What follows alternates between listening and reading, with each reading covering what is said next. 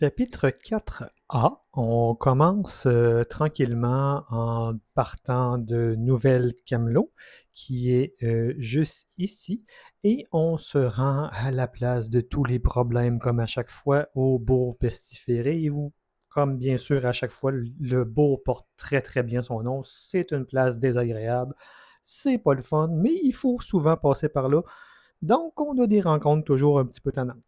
Fait qu'on s'en va après ça au marché des Titans et on s'en arrive enfin à Tordracine où ce qu'on peut finalement chasser, récupérer assez de nourriture. C'est pas facile malgré les rencontres qu'on peut contrôler plus facilement avec Béard. On a quand même certaines difficultés à trouver des bons adversaires. C'est pas trop fort et à pas trop subir les dégâts, mais ça va quand même pas trop mal. On revient sur nos... donc, on continue en réalité vers Blanc-Lichen pour se renseigner, puis voir qu'en fin de compte, le chevalier la personne qui tentait de devenir un chevalier, c'est un crotté, donc il ne sera pas retenu. On verra plus tard si le deuxième pourrait être retenu ou pas, mais on me disait quand être dans le coin, ça pouvait être utile. On remet... Ah, c'est vrai, on voit la veuve de Faël là et on remet son équipement parce qu'on apprend que c'était un ancien chevalier, c'était Galad. Donc on le remet au chef de Blanc-Lichen espérant avoir une récompense, de l'honneur et du blabla. On se dit on va restaurer l'ordre, ça va être comme youhou. Puis on se fait donner une récompense puis montrer rapidement la porte du village en voulant dire ah, c'était un crotté, blablabla. C'est comme ah, ok, l'ordre n'est peut-être plus si reluisante que ça, même si on essaie de la restaurer encore, on a de la misère à voir son avenir en ce moment.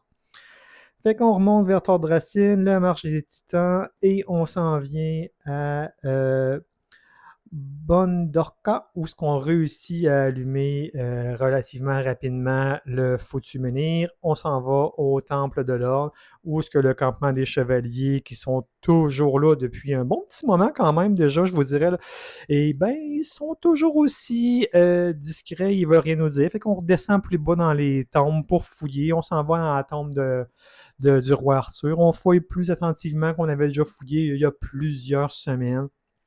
On trouve des traces louches, comme si quelqu'un avait été enfermé là, puis qu'il y avait eu aussi quelqu'un qui avait fait des traces. On remonte en haut, on confronte les chevaliers, on apprend que Néante, ils ont essayé de restaurer l'ordre une xème fois, de ressusciter Arthur. Ça n'a pas du tout marché. Néant s'est sauvé à la forêt des murmures. On se rappelle tout à coup, ben oui, on l'avait déjà croisé il y a quelques semaines, mais on savait quand même pas trop pourquoi on l'avait croisé, puis qu'est-ce qu'elle foutait là. Oh, je viens de kicker comme il faut la caméra. Désolé.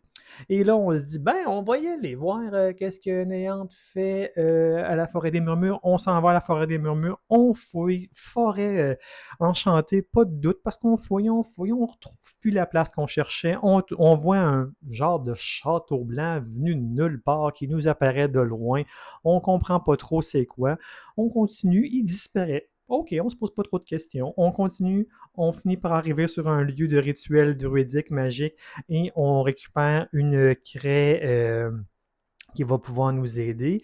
Et après ça, on finit par enfin retomber sur Néant qui nous explique qu'est-ce qui s'est passé, que, ben, sans vraiment nous le dire, en réalité, que l'ordre a essayé de faire de quoi de affreux. On imagine sûrement qu'elle parle de tenter de ressusciter une xème fois Arthur et qu'elle était contre, qu'elle s'est défaite du Graal parce qu'elle voulait pas que ça réarrive.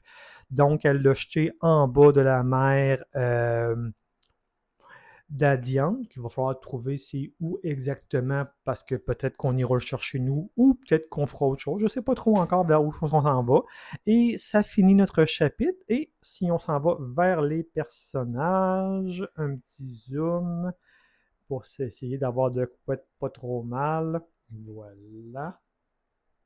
L'angle n'est pas parfait, mais on n'est pas tant pire, je crois. Fait qu'on arrive que l'arbre a découvert des nouveaux secrets qui le concernaient. Donc maintenant, il va pouvoir faire une seule fois certainement, mais quand même, un déplacement avec un portail mystique. On a eu la craie rituelle qui a été découverte. Pas d'amélioration de caractéristiques, pas vraiment de gain d'expérience. Petite partie rapide, 2h20 et demie peut-être. Fait que c'est comme la dernière partie, c'est quand même assez rapide, ça a bien été.